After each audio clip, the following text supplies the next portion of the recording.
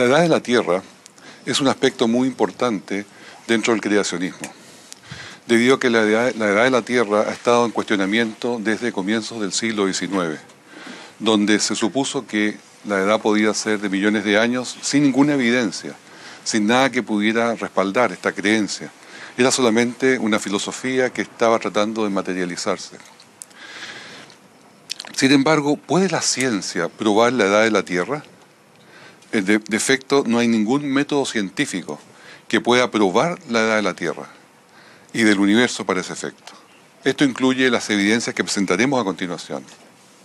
Aunque los indicadores se les llame relojes, no lo son, porque las edades son el resultado de los cálculos que implican posturas sobre el pasado. Hay una postura filosófica, una postura de creencia. Siempre la partida inicial del reloj tiene que suponerse, lo mismo que la velocidad del reloj ha podido variar en el tiempo. Más aún, se tiene que suponer que el reloj nunca ha sido alterado. La evidencia apoyará una posición mejor que otra, tierra joven o una tierra de millones de años. Nosotros tenemos debajo de nosotros un registro fósil, una columna geológica, una serie de animales, millones de ellos, que están enterrados en capas sedimentarias. Y la misma evidencia puede ser vista bajo dos puntos de vista, bajo dos aspectos, uno evolucionista, otro creacionista. Cuando uno la mira bajo el punto de vista creacionista, se interpreta como que es todo resultado de un gran diluvio, una gran catástrofe que tuvo la Tierra y que enterró a estos animales bajo barro, bajo piedras, y al estar sin oxígeno estos pudieron fosilizarse. Y es lo que se encuentra hoy día. Pero este periodo no abarca más tiempo sino de un año, que es el diluvio completo, más un periodo que es el terciario, el cual ya es la época moderna después del diluvio. Por lo tanto, en total no son más de 4.500 años desde el Cámbrico. Los animales que estamos viendo, por lo tanto, son todos complejos, son todos creados completos, adultos, y ellos no son producto de una evolución de formas más simples a formas más complejas. Y la profundidad del entierro en la cual están corresponde más bien a la capacidad que tuvieron de arrancar de este alud de agua, de este problema que estaba viniéndose encima, y no tanto de que hayan evolucionado uno después de otro. También las diferentes capas responden a diferentes ecosistemas que fueron arrastrados y puestos en esas capas. Sin embargo, en opuesto a esto tenemos la posición evolucionista, mirando las mismas evidencias, mirando los mismos fósiles, las mismas capas sedimentarias, dicen de que son millones de años y que esto sería en un modelo uniformista, tiempo que ha pasado y que nunca han variado las cosas más allá de algunas catástrofes que se ponen dentro de esta columna geológica y que el tiempo son aproximadamente entre 500 y 600 millones de años. Cada capa, por lo tanto, representa millones de años. Y los animales que están enterrados allí son producto de esas épocas que fueron una tras otra evolucionando y siendo cada vez transformándose de una especie en otra para llegar finalmente a las especies superiores que son hoy día el hombre y los animales que se ven en el cuadro. Ahora, esta complejidad que se produjo según la evolución desde lo más básico abajo, los trilobites, las algas y las formas de vida marinas, hasta las de hoy día, que son el hombre, van por mutaciones y hay muchas teorías realmente, pero en general por mutaciones han podido ir ganando información. Sin embargo, esta columna geológica que estamos viendo se inventó hace más de 100 años atrás, mucho antes de que hubiese mediciones radiométricas que pudieran por lo menos dar un atisbo de seriedad a lo que se estaba diciendo. Siempre cuentan con un gran problema cuando se estudia esta columna geológica, porque la primera capa, la del Cámbrico, hay una explosión de animales, donde de repente aparecen una serie de animales cuando no había ninguna correspondencia de animales anteriores, que pudiera decirse que tuvieron una evolución para llegar a ellos. La explosión cámbrica, de hecho, es tratada por el doctor Ariel Roth, y dice que la explosión cámbrica es un caso de que muchas especies animales, fila, aparecen en el mismo lugar en la columna geológica. También enfrenta el problema que no tienen antecesores que puedan explicar cómo pudieron evolucionar. ¿Dónde están los miles de fósiles intermediarios que se anunciaron?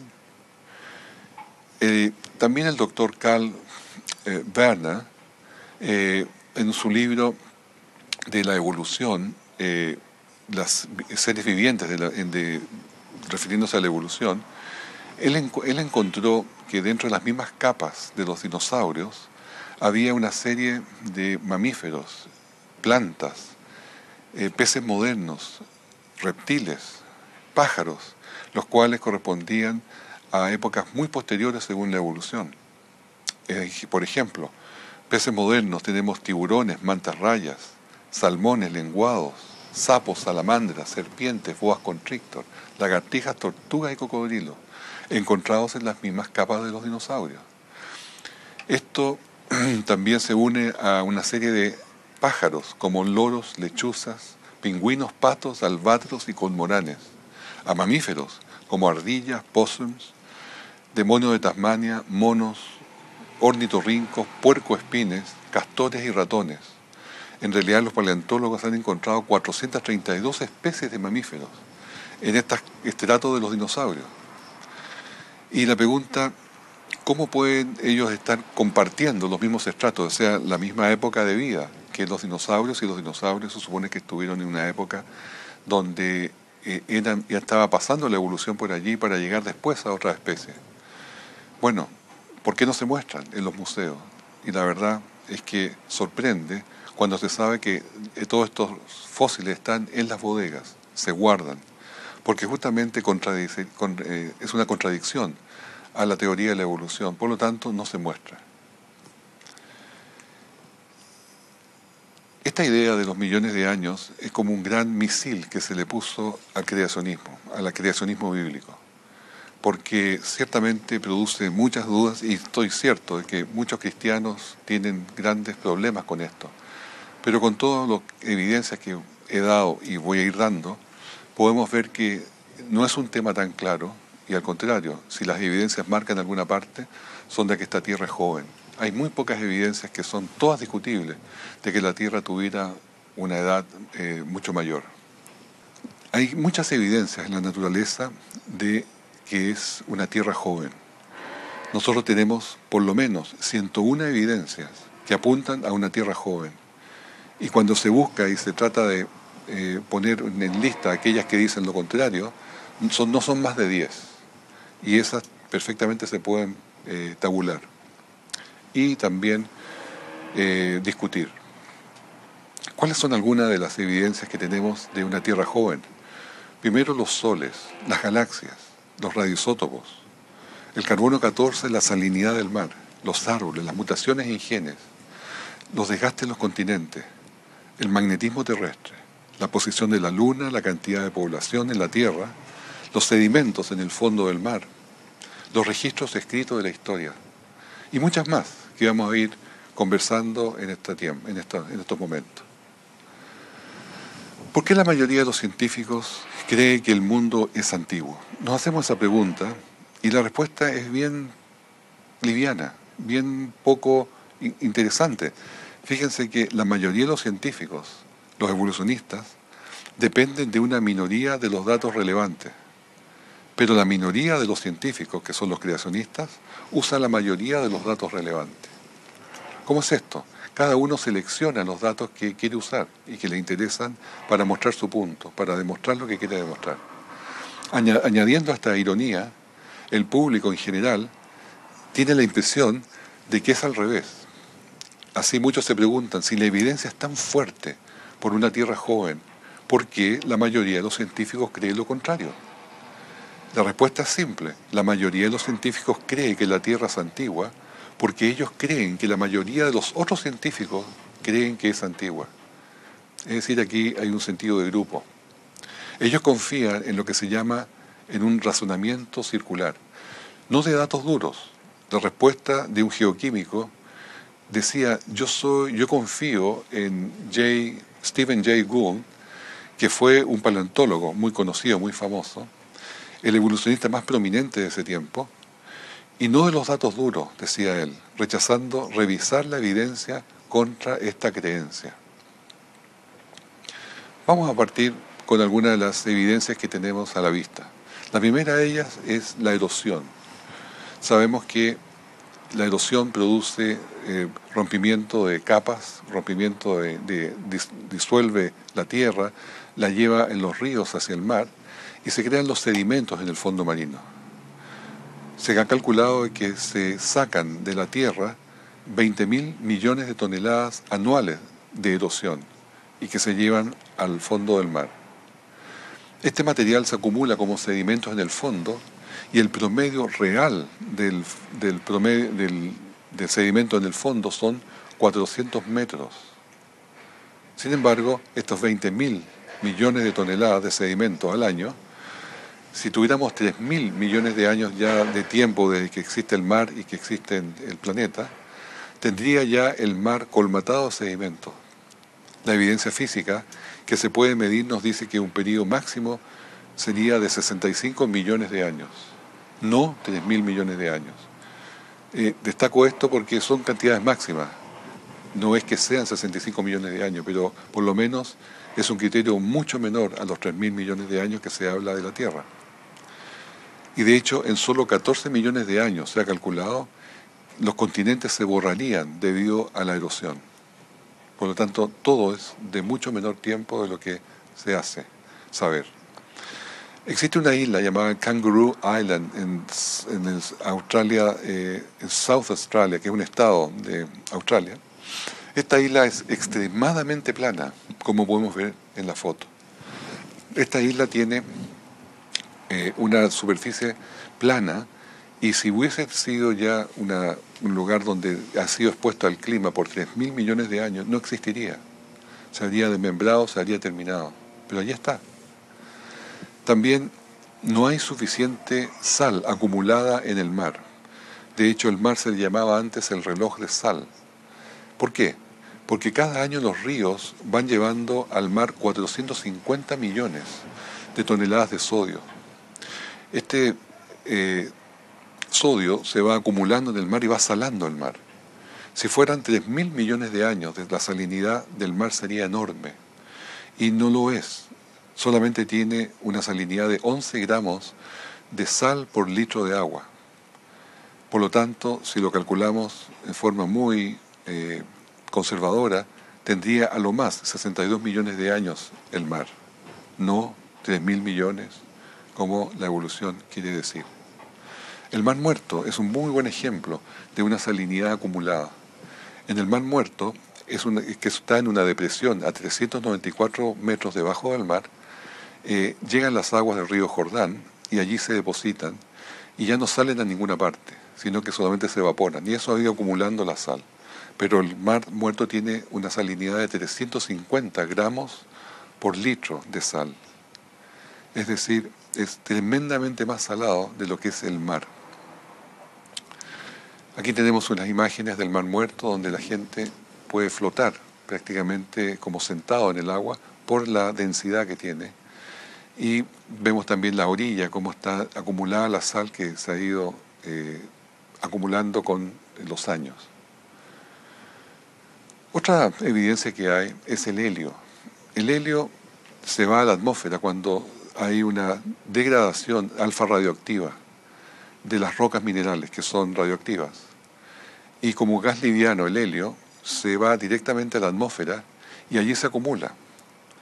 Escapa rápidamente y si pensando de que el mundo, la Tierra, no hubiese tenido nada de helio en un comienzo, la pequeña cantidad que hay en la atmósfera hoy día habría tomado a lo más 2 millones de años en acumularse. Esto es muchísimo menos que el tiempo asignado a la atmósfera de 3.000 millones de años. También el dipolo magnético de la Tierra se está degradando. Esto es, todos conocemos el dipolo magnético, todos conocemos los imanes, los compases magnéticos que nos indican el norte. Perfecto, eso funciona con los dipolos magnéticos. Pero el dipolo magnético de la Tierra se puede medir, se ha medido por muchos años, y actualmente mide 7,9 por 10 elevado a 22 joules por Tesla. Se pueden convertir a Gauss por centímetro cúbico o Ampere por metro cuadrado. Pero la evidencia es que la energía total del campo magnético se ha degradado, y de hecho se degrada, como muestra la tabla, 5% cada 100 años. También el campo magnético se ha reversado en varias ocasiones y se cree que esto fue durante el diluvio. Se ve en el gráfico cómo esto fue pasando y esto se puede demostrar por lava solidificada que iba cambiando de dirección. Al ritmo actual de degradación, el campo no puede ser más antiguo que 10.000 años de edad, porque si tuviese la Tierra 3.000 millones o 4.000 millones de años, el campo magnético debería haberse agotado, debería haber terminado. Pero la evidencia que existe y que se está disminuyendo un 5% cada 100 años indica que tiene que ser la Tierra joven. Campo magnético de Mercurio. Mercurio se le pudo medir el campo magnético con las sondas que se han enviado a ese planeta y se sabe que aún tiene campo magnético. Mercurio es pequeño y debe tener 5.000 millones de años, debería haberse enfriado y su centro magmático ya debería estar solidificado, no generando campo magnético, pero tiene campo magnético. Luego es un planeta joven, consistente solamente con miles de años. Lo mismo sucede con Urano, con Neptuno, con las lunas Ganímede, Io y Europa. Todas ellas tienen campos magnéticos y es inconsistente con una edad de 5.000 millones de años. Solo es compatible con miles de años. Los árboles, todos hemos sabido de siempre, que nos indican su edad a través de los anillos. Y existe un árbol muy especial en los White Mountains, en California, que de hecho es el organismo vivo más antiguo del mundo. Se llama el Bristol Cone Pine y es de un nombre técnico Pinus longaeva. Y fue confirmado esta edad por la dendrocronología. ¿Qué edad? Una edad posiblemente cercana a los 4.500 años, porque tiene anillos en su tronco, tiene 4.723 anillos contados. Y eso hace coincidir y hace más o menos una correspondencia con 4.500 años. Se sabe que los árboles a veces producen 2 anillos por año, dadas unas circunstancias especiales. Ahora, este árbol en sí mismo crece en una zona muy poco amigable, a más de 3.000 metros de altura, con gran frío, nieve en el invierno, grandes vientos, y la roca donde está puesto es una roca con muy poca tierra vegetal, es decir, es un árbol que está en la dureza, pero son resistentes. Podemos ver en la foto donde está un bosque de este tipo del Bristol Cone Pine y les puedo garantizar que no se sabe exactamente dónde se midió el de 4.723 anillos, porque si estuviera indicado ya le habrían sacado los pedazos para llevarlo como un souvenir. Y podemos ver en esta otra imagen un hombre sentado al lado de un Bristol Cone Pine que es enormemente grande también. El material biológico también se destruye muy rápido. Todos sabemos que tenemos dentro de nosotros el ADN, dentro de nuestras células, y ese ADN los expertos insisten que no puede resistir en un medio natural más de allá de 10.000 años a la temperatura ambiente. 10.000 años que deben estar posiblemente en condiciones de frío y sin humedad, pero si hay agua se destruye inmediatamente. El ADN es muy delicado, se fracciona muy fácil. Pero habiendo dicho eso, 10.000 años máximo para encontrar ADN, la sorpresa es que se ha encontrado ADN en huesos de Neandertal, que se suponía que tenían 30.000 años, en insectos de ámbar, que se supone que tenían 20, 30, 100 millones de años. En bacterias que habrían tenido 250 millones de años, se han revivido sin daño en su ADN. Y también se ha encontrado tejido blando y células de sangre en dinosaurios, lo cual ha abismado a los expertos. Todo esto contradice la academia referente a los millones de años. Les cuento qué pasó en un lugar llamado Hell Creek, Montana, en los Estados Unidos. La doctora Mary Schweitzer estaba desenterrando y preparando un tiranosaurio rex para llevarlo al museo. Y lo estaban haciendo por helicóptero por falta de caminos. Cuando llegó un momento en que tuvieron que llevar el hueso más grande, que es el fémur, este era demasiado pesado y voluminoso para llevarlo en el helicóptero, así que decidieron partirlo en dos. Cuando le aplicaron la sierra y pudieron abrirlo y partirlo, salió un olor nauseabundo de su médula y eso creó una gran sospecha que algo especial, algo raro había allá adentro. Llegando al laboratorio, pudieron disolver el calcio de los huesos y ver qué es lo que quedaba. La gran sorpresa, desde luego, fue al encontrar vasos sanguíneos dentro de esa médula. Había también hemes o partes de glóbulos rojos y tenía ese tejido que se puede ver en la imagen, tejidos biológicos, células, tejidos blandos, proteínas, hemoglobina y colágeno. Una absoluta sorpresa de encontrar todo este material biológico después de supuestos 70 millones de años ya distinguidos, que se supone tendría que haber estado todo seco, si no convertido en piedra. Esto la doctora Schweitzer dijo que es algo que nunca soñó ver. Y de hecho se le hizo repetir sus pruebas 17 veces para poder ver dónde había error, dónde había contaminación o dónde había algún tipo de situación que no era adecuada. Pero eso no sucedió, se confirmaron vez tras vez. Pero al final su jefe, el jefe del museo, le dijo que por todo lo que le mostrara y le pudiera mostrar como evidencia, nunca le iba a creer. Porque el paradigma es más fuerte. La evidencia puede estar allí, pero el paradigma es demasiado fuerte para creerlo. El paradigma de la evolución, me refiero. También en el mismo lugar, en el mismo Hell Creek, se han encontrado muchos tiranosaurios sin petrificación. Hay un ejemplar que se llama el MOR 555, llamado Bankel T-Rex, que está en exhibición en el Museo de los Rockies, en Montana, Estados Unidos. Todos los huesos están en perfecta conservación, solo son huesos, pero se les asigna igual 65 millones de años. Ahí en la imagen podemos ver parte de ellos y una gran pata de dinosaurio que, como decía, no está fosilizada. La columna geológica que hemos visto antes tiene otras representaciones como la que ven acá y pueden ver entre medio donde dice TK y TP, dice gigantes extinciones, como que había ahí una gran extinción en dos periodos, es decir, se reconoce que ha habido una gran destrucción, por supuesto por otras circunstancias según la evolución. Pero lo importante que les quiero decir es que cada una de estas capas supone que son millones de años, como se puede ver también al lado derecho, siempre millones de años. Cada capa va poniéndose según millones de años según la evolución. Bueno, si fuese así, ¿qué pasa y cómo se explica que haya fósiles de árboles depositados en estratos múltiples, como se está viendo en esta foto de la derecha? Un árbol que cruza una cantidad enorme de estratos. Esos estratos supuestamente son millones de años.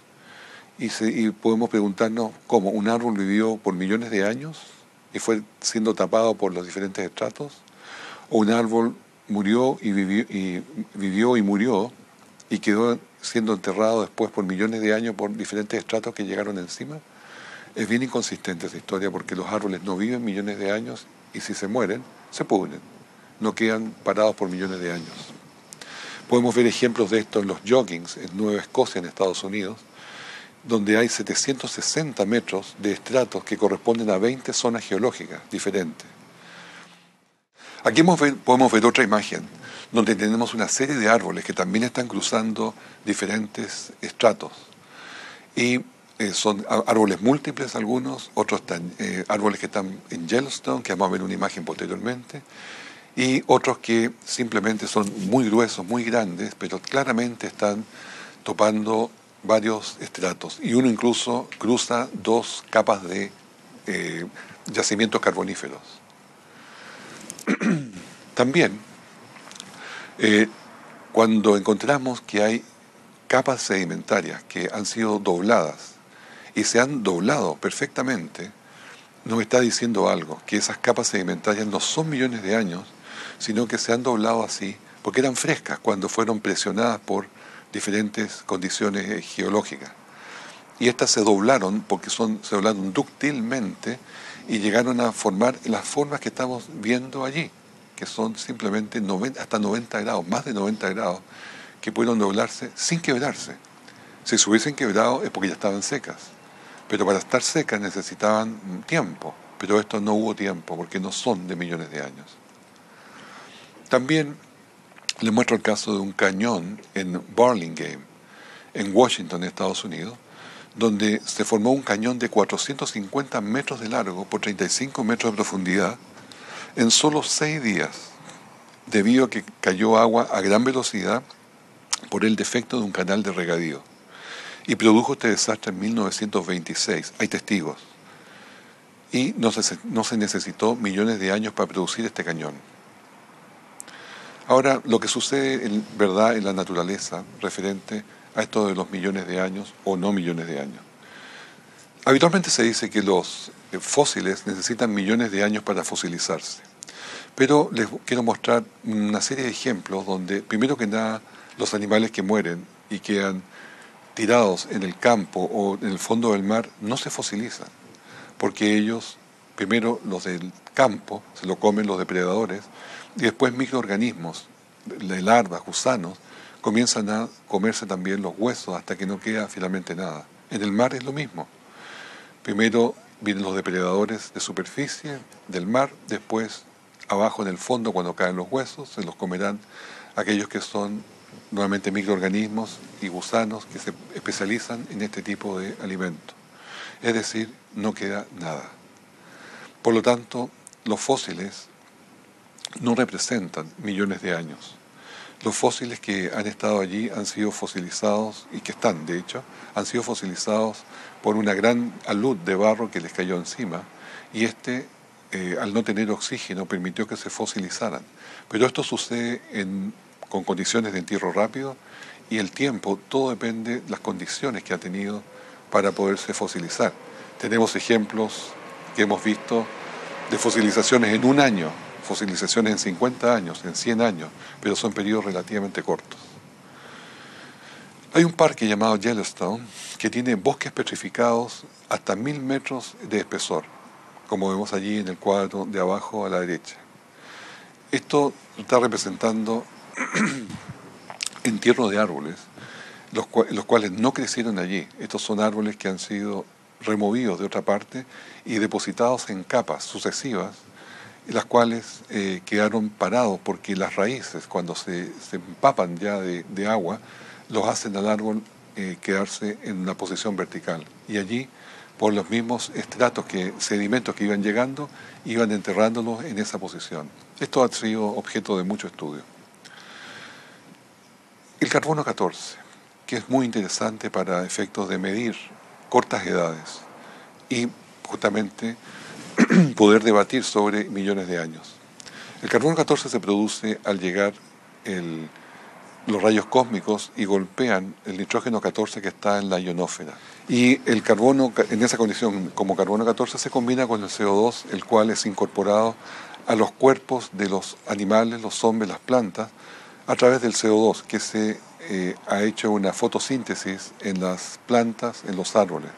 Y cuando se absorbe eso, se incorpora también en el cuerpo de los seres vivientes. Cuando después ese ser viviente muere, la degradación que se va produciendo en el carbono 14 de forma permanente comienza a ser un reloj, el cual se puede medir la edad. Sin explicar mucho más el mecanismo del carbono 14, debo especificar de que la vida media del carbono 14 son 5.730 años. Es decir, en 5.730 años queda solamente la mitad del carbono 14 que había cuando la persona o el árbol o el animal murió. Y así, cuando ya tenemos 10 vidas medias, es decir, 57.300 años, se puede decir en forma práctica que ya no queda más radioisótopos de carbono 14. Por lo tanto, Si hay algo que tiene carbono 14 en su cuerpo, todavía en sus huesos, significa que tiene menos de 57.300 años. Ahora, esto es muy interesante porque se ha encontrado carbono 14 en diamantes. Los diamantes que se supone que tenían millones de años desde creados, se le ha encontrado, y no solamente en uno, sino que en gran cantidad de minas en África y en otros lugares del mundo se han encontrado diamantes que tienen carbono 14 10 veces más del límite de detección. Por lo tanto, son mucho más jóvenes que 57.000 años. Y esto nos hace pensar cómo es esto los diamantes. Los diamantes se forman a 160 kilómetros debajo de la superficie. Y estos diamantes tienden, por lo tanto, absorben su carbono 14 de alguna parte allá abajo en la Tierra. No lo absorben de ese carbono 14 que cae de la atmósfera. Y salen por pipas volcánicas hasta la superficie donde son recogidos. Ahora, como es material muy duro, es el más duro de la naturaleza, no tiene una corrosión química o externa, no es posible que se hayan contaminado con agua. Tampoco es posible de que hubiese alguna contaminación que proviene de la atmósfera. Por lo tanto, tuvo que haber tomado su carbono 14 de abajo de la Tierra. Y al indicar que tiene ya carbono 14, nos está diciendo que esos diamantes son menos de 57.000 años, lo cual es bien interesante porque lo tomó de la Tierra cuando se formó. Las minas de carbón también tienen carbono 14. Y el carbono 14 presente nos indica que las capas de carbón no son de millones de años también como la evolución dice, sino que tienen solamente algunos miles de años. Por ejemplo, la mina Crinium, que es una mina de carbón en Queensland, en Australia, fue fechada en 47,5 millones de años. Sin embargo, tiene carbono 14 y se encontró en el mismo yacimiento un árbol fosilizado que tenía, según el carbono 14, 37.500 años. Esto, por desde luego, si están en la misma capa, están en el mismo sector, no pueden ser sino de la misma edad. Hay muchos factores que el carbono 14 deben corregirse y que aparecen las muestras como más antiguas. Por ejemplo, el campo magnético, al ir disminuyendo el 5% cada 100 años, implica que cada vez los rayos cósmicos tienen mayor influencia para producir carbono 14, primero. Segundo, los niveles de CO2 aumentaron con el volcanismo del diluvio, que hubo cientos de miles de volcanes. Tercero, las pruebas nucleares que se efectuaron entre 1950 y 1960 incrementan el nivel de carbono 14. Eso está claramente demostrado. Y el diluvio universal, al repoblarse la Tierra de vegetación, tuvo que absorber una gran cantidad de CO2 y la vegetación que quedó enterrada no entregó su CO2. Lo mismo que la revolución industrial que se inició a comienzos del siglo XIX significó un cambio en la emisión de gases conteniendo carbón. Y por último, antes del diluvio la razón de carbono 14 a carbono 12 era menor. Cada año era menor, porque todo, y así significa que todo parece más viejo. Esto es por un efecto de lo que se llama el vaso a medio llenar, que la Tierra todavía no se ha impregnado completamente a un nivel de equilibrio de carbono 14. Hay conchas de moluscos vivos que el carbono 14 le indicaba 2.300 años de edad, pero están vivos, 2.300 años de edad ya muertos. Otras caracoles vivos de 27.000 años muertos cuando todavía estaban vivos. Y así, el carbono 14 hace muchas cosas extrañas, pero nunca indica millones de años. Tenemos también otro caso de unas huellas de dinosaurio que se encontraron en el río, una mina, donde el río Price Coal Company, que está en Spring Canyon, en Utah. Y estas huellas, que son de diferentes tipos, son 8 tipos de diferentes huellas, tienen una característica muy, muy interesante, que están puestas justamente dentro de la mina de carbón. Y están claramente marcadas las huellas como se ven en las imágenes, en las murallas del techo de esta mina de carbón. ¿Cómo se produjo? No se entiende muy bien, pero lo que sí se sabe que son huellas de dinosaurios claramente pisando lo que fue en lo que se hizo carbón. Por lo tanto, tiene que tener la misma edad, el carbón y las huellas. y los dinosaurios. Por lo tanto, lo que estamos mirando es una demostración de que ya que tiene carbono 14, que los dinosaurios no tienen más 70 millones o más de años, sino que tienen que tener una edad más consistente con 57.000 años, dado que ese carbón tiene carbono 14. Esto está también demostrado en el Museo Prehistórico del College de Eastern Utah. Vamos un poco al fechado con radioisótopos, radiométrico, que es habitualmente el método donde se discute mucho para poder probar la edad de la Tierra de millones de años. Y de hecho los paleontólogos lo usan bastante. Tenemos acá en la imagen al Mount St. Helens. Y sucedió, como hemos contado en otras ocasiones, una gran explosión en el año 1986, donde se borró prácticamente toda la parte superior de este volcán. Sin embargo, el 26 de octubre de 1986, una pasta espesa salió del volcán, que es lava llamada dacita, la que es muy espesa, por lo tanto, dejó de fluir la lava abajo del cerro y se apiló en la boca del volcán y la tapó. En junio de 1992, unos años después, el doctor Austin recogió 7 kilos de roca volcánica dacita desde el domo. Entró dentro del domo del volcán y sacó esta dacita.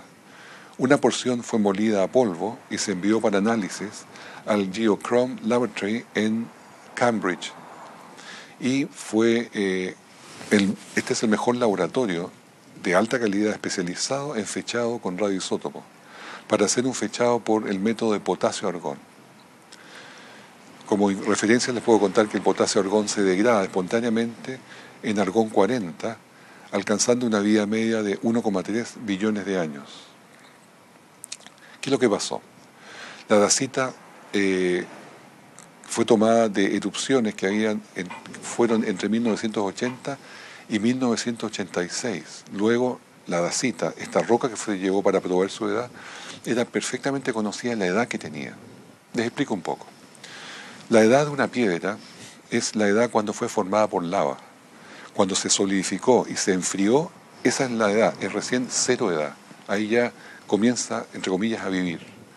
Antes de eso no se puede medir la edad de los átomos, no es lo que se mide eso. Lo que se mide es desde cuándo esta roca se formó como roca y se enfrió y quedó estable.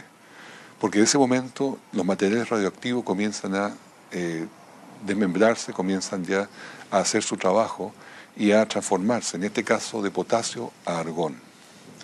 Y lo que se hace es medir la cantidad de material padre y material hijo. Y así en esa proporción se cree saber la edad que tiene la roca. Bueno, se sabe entonces que la roca, debido a que las erupciones fueron en 1980 y 1986, se sabe que la roca tenía a lo más 10 años. Pero cuando fue llevada al laboratorio, y este laboratorio de gran reputación, dieron edades entre 350.000 años y 2.800.000 años. Y esto, desde luego, que es irreconciliable con la edad verdadera que tiene la roca. El fechado por isótopos o radioisótopos realmente falla cuando se conoce la edad, porque simplemente no coincide. Este no es el único caso, hay muchos otros casos que están en la literatura que muestran lo mismo. Cuando se sabe la edad, falla la edad cuando se mide por radioisótopos. Entonces, ¿qué confianza hay cuando la edad se está midiendo en rocas que no se sabe su edad? Simplemente no se puede confiar. Porque la datación se basa en suposiciones, como vamos a ver en un cuadro más adelante. También hay desacuerdos irreconciliables cuando se usan otros métodos diferentes al potasio-argón, como el rubidium-strontium, o el samarium-noedium, o el plomo-plomo. Esto simplemente, al final, no es una prueba de que los elementos tienen millones de años. El radioisótopo, en la fechada por radioisótopo, descansa en suposiciones, decía recién. Y el fechado radiométrico se basa en 3 suposiciones del pasado. Primero, que la cantidad de isótopo hijo en la roca al comienzo se conoce, es decir, que no hay nada. Pero puede haber. ha existido isótopo hijo, que no se ha perdido mineral padre o ganado mineral hijo desde que se formó la roca, que es una condición de sistema cerrado. Y la degradación es constante de padre a hijo, es decir, que va en un flujo constante la degradación y no ha sufrido variaciones entre medio. Si estas condiciones se pudiesen garantizar, el método de radiación, de datación radiométrica sería correcto. Sin embargo, a menos que hubiese testigos durante la formación de la roca y se hubiese chequeado desde entonces, es imposible garantizar que sea correcto. La degradación, por lo tanto, constante, implica que el parámetro que se ha medido por un siglo ha sido constante por los millones de años de la supuesta historia terrestre. Esto no está probado, pero también es improbable. Y las velocidades de degradación, las que pueden variar grandemente hoy en condiciones especiales, pueden haber sido mucho más rápidas en el pasado. La evidencia que sugiere esto está siendo analizada por un consorcio creacionista y un buen resumen de las inconsistencias documentales del fechado radiométrico son reunidas en la referencia que está en el cuadro más abajo. Eso desde luego requiere más estudio, más seguimiento, porque son temas más técnicos. También se encontró madera en una cantera, pero lo interesante de esto es que esta madera fósil que estaba dentro de la cantera, cerca de la ciudad de Banbury, en Inglaterra, como a 120 kilómetros al noroeste de Londres, fue fechada usando el método carbono 14 y se calculó entre 20.000 y 28.000 años esa madera con el carbono 14. Sin embargo, la piedra caliza, donde estaba en esta cantera, indica que era el periodo Jurásico y se supone que tenía 183 millones de años. Claramente hay un conflicto, hay una inconsistencia en esto. La madera dice una cosa, la caliza dice otra cosa. Pero la caliza está supuesta, tiene una edad supuesta, no tiene ninguna medición, sino suposiciones. Claramente hay un conflicto en los métodos de calcular edades. Ahí está la referencia también para posterior estudio. Tenemos acá también fosilización, como decía, en un año, un saco de harina. A la derecha una fuente de agua en 100 años, un sombrero de minero en 50 años. O estalactitas en solamente 40 años y 55 años en una mina de zinc en Australia. Los cometas se desintegran en poco tiempo. Y nosotros tenemos los cometas que pasan alrededor del Sol y podemos verlo desde la Tierra, que tienen dos colas. Una cola que es una cola de polvo y la otra es una cola de iones. Según la teoría evolucionista, los cometas se habrían formado junto a todo el resto de los planetas en la teoría nebular.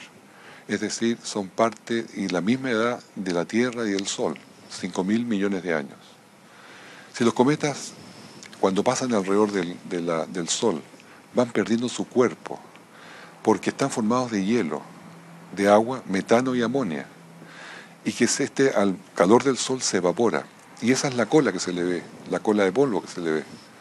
Por lo tanto, al irse desgastando, no podrían sobrevivir más de, digamos, 100.000 años. Pero veamos un poco más detalle. El cometa Halley, por ejemplo, que pasa cada 76 años al lado del Sol, pierde el 0,1% de su masa. Por lo tanto, tendría máximo 1.000 circuitos o 76.000 años para haberse consumido completamente. En ningún caso 5.000 millones de años. Y muchos cometas tienen edades, por la misma razón, de menos de 10.000 años. Según la evolución, estos serían reemplazados por una nube que se llama la Oort, pero esta nunca ha sido vista por los telescopios espaciales. Por lo tanto, los cometas nos están indicando que este es un sistema planetario joven. La distancia de la Tierra a la Luna. La Luna está en este momento a una distancia de 385.000 kilómetros de la Tierra. Pero se sabe que la Luna se va alejando cada año una cantidad aproximada de 4 centímetros. ¿Por qué es esto? Sucede que la causa primaria que para que se produzca el alejamiento de la Luna de la Tierra son las mareas de los océanos. Como sabemos bien, la Luna es la que causa las mareas, esto que suba el agua en una hora y baje otras horas después. Este efecto de subir y bajar es por la atracción que le hace justamente la Luna al agua de la Tierra. Esto produce un roce con las rocas de esa agua que se traslada para un lado y para otro, y este roce produce pérdida de energía rotacional a la Tierra, y por ende su momento angular se ve disminuido también. Pero aquí tenemos un sistema combinado que no puede variar, que es Luna-Tierra. La Luna-Tierra tienen un momento angular, el cual debe conservarse. Entonces, si la Tierra disminuye su momento angular, la Luna tiene que aumentarlo. Y al aumentarlo exige que la Luna gane velocidad, se acelera, y su órbita, por lo tanto, estar más acelerada, la hace apartarse de la Tierra una cantidad de 4 centímetros al año. Ahora, pensemos un poco en esto. Si la Luna, lo más cerca que pudo estar es lo que se llama el límite de Roche, que está lo más cerca de la Tierra posible. Y esta posición de lo más cerca era de 11.500 millas, ¿sí? 11.500 millas de distancia de la Tierra. Digamos que hubiese partido de ahí. Y la Luna hubiese de ahí comenzado a alejarse 4 centímetros por año por el efecto que acabo de decir. Significa que la posición que hoy día tiene la Luna necesitaría solamente 1.300 millones de años para llegar a esa posición, no 4.600 millones de años. Es decir, si fuese consistente esta idea, la Luna tendría que estar muchísimo más lejos de la Tierra de lo que lo está ahora. Entonces la Luna nos está diciendo, no, este asunto no es de 4.600 millones de años, sino que es más consistente con una edad mucho menor.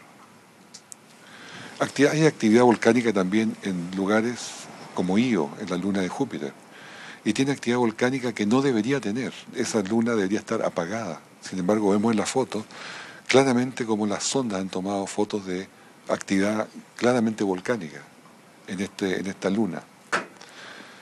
Las supernovas son la explosión de soles cuando estos se agotan y ya no tienen más combustible. Y dejan claramente una cicatriz en el universo, claramente. Sin embargo, se supone que se produce una explosión de una supernova cada 25 años. Y cuando miramos nuestro sistema galáctico, podemos encontrar que hay solamente 200 supernovas. Si tuviese miles de millones de años, debería haber muchísimas más. Pero no existen, no están. Otra evidencia que tenemos es en los esqueletos que podemos encontrar de entierros antiguos. Según la evolución se supone que el ser humano ha estado en la Tierra como ser humano hace 200.000 años, por lo tanto enterrando a sus muertos. Si fueran 200.000 años, significa que habría por lo menos 8.000 millones de cuerpos enterrados, con sus artefactos, con sus costumbres. Sin embargo, cuando se busca esto, y pensemos que no existe diluvio, porque estamos en el modelo uniformista, significa que deberíamos encontrar por lo menos cantidad enorme de esos cuerpos enterrados. Sin embargo, no se han encontrado millones, se han encontrado algunos miles solamente. Lo que indica, por lo tanto, de que no es consistente con una edad de 200.000 años la humanidad. Existe también otro efecto que es la entropía genética.